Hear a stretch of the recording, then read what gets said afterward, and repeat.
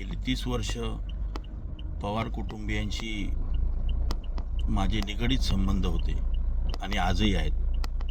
परंतु आज अजितदादांच्या बाबतीत घडलेली दुर्दैवी घटना ही खूप मोठी घटना, म्हणजे आमच्यासारखा कार्यकर्ता हा पोरका झाल्यासारखं आणि झालोच आहोत. आणि मनाकडे विश्वासही बसत नाहीत की अजितदादा आमच्यातून निघून गेलेत.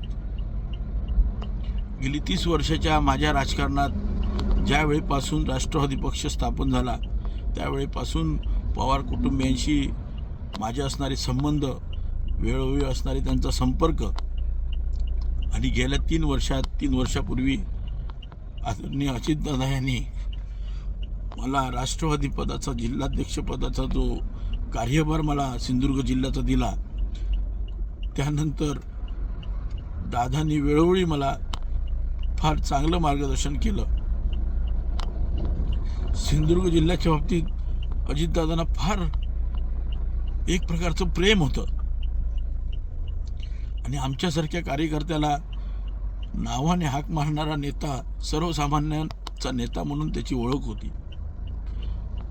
आज जी आमच्यात पोकळी निर्माण झाली आहे, आमच्यामध्ये म्हणा किंवा महाराष्ट्राच्या राजकारणात पोकळी निर्माण झाली आहे, ती कदापि भरून न येण्यासारखी पोकळी आहे.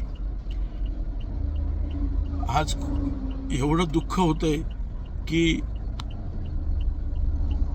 आमच्यातून आज अजितदादा निघून गेलेत ही कल्पना सुद्धा करवत नाहीये. आणि महत्त्वाचं म्हणजे सांगतो की अजितदादांनी ज्यावेळी मला जिल्हाध्यक्षाचा कार्यभार दिला त्या दिवसापासून आज मितीपर्यंत कित्येक वेळा मी त्यांच्या संपर्कात गेलो. काही लोकांची, सिंधुदुर्गातल्या लोकांची कामे सुद्धा त्यांच्याकडून करून दिली. आजही मला गेल्या वर्षी जो शिवाजी महाराजांच्या राजकोट किल्ल्यावरील पुतळ्याच्या बाबतीत जी घटना घडली त्यावेळी मला दादांनी एकच फोन केला, अभि काय केलं पाहिजे आपण. तर म्हटलं दादा, एक तुमचा दौरा करून पाहणी करून जा आणि त्यानंतर आपण महाराष्ट्र राज्य शासन स्तरावरती त्याचं नियोजन करा. त्यांनी क्षणाचाही विलंब न लावता सिंधुदुर्गचा दौरा जाहीर केला आणि दुसऱ्या दिवशी विमानाने आले आणि माझ्या स्वतःच्या गाडीतून मी स्वतः गाडी चालवून त्यांना राजकोट किल्ल्यावर घेऊन गेलो आणि परत नेऊन सोडलं. अशा अनेक घटना त्यांच्यासोबत असणाऱ्या आज मनात येऊन फार दुःख होतंय. आम्ही दुःखातच आहोत, परंतु पवार कुटुंबीय किती दुःखात असेल हे आपण आज सांगू शकत नाही.